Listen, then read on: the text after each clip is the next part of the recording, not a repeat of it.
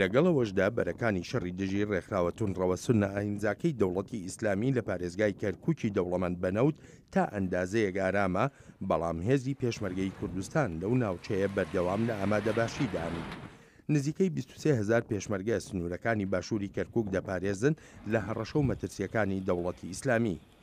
هێزی پێشمەرگە بە هاوپەیمانێکی گرنگی وڵاتە یەکگرتووەکانی ئەمریکا دادەنرێت. ئەمریکا بە هێرشە ئاسمانیەکانی بنکەکانی دەوڵەتی ئیسلامی بردومان دەکا وەک پشتیوانی بۆ هێزی پێشمەرگەی کوردستان. پێشمەرگە کە زۆرێکیان خۆبەخشن، هەروە بە سانایی موچەی مانگانەیان وەرناگرن تا بتوانن پێداویستی خێزانەکانیان دابین بکەن. لەم چەند ڕۆژەی ڕابردوودا هێرشێکی نوێیان کردە سەر تونڕەوان لە بەرەیەکەوە کە بە 31 کیلۆمەتر مەزەندە دەکرێت. گەلی خۆمان دڵنیا دەکەینەوە لە پێناویاندا خۆمان بەخت دەکەین ئەگەر داعش هێرش بکاتە سەرمان، ئەوە ئەم ناوچانەی لە ژەردەسی هێزی پێشمەرگەدان دەکەینە گۆڕستان بۆیان.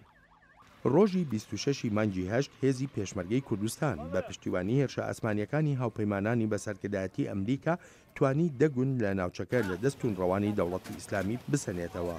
لە بەرامبەریشدا دەوڵەتی ئیسلامی میتۆدەکانی خۆی بەکارهێناوە بۆ وێرانکردن. لەگەڵ سەرکەوتنەکانی هێزی پێشمەرگەدا، بەڵام یەکێک لە سەرکردەکانی ئەم هێزە داوای بەردەوامیدان بە پشتیوانیەکان دەکات. هێز هەر هێزە، لەشکەر هەر لەشکەرە. پشتیوانی بەردەواممان پێویستە لە لۆژیکەوە بۆ ئاڵوگۆڕکردنی زانیاری، بۆ مەشق و ڕاهێنان. هەرچیەک پێویست بێت بۆ پێشمەرگەکانمان ئەوە پێویستمانە، لە کڵاوە بیگرە تا ماشینی زرێپوش و تانکیش. دڕندایەتیەکانی دەوڵەتی ئیسلامی هەروە دێو لە زیادبووندایە، بەڵام هەوڵەکانی هێزی پێشمەرگە و هێرشە ئاسمانیەکانی هاوپەیمانان جموجۆڵەکانی دەوڵەتی ئیسلامی سنووردار کردووە. هەرچەندە ڕای زۆرێک لە چاودێروەهایە ئەم شەڕە شەڕێکی درێژخایەن دەبێت.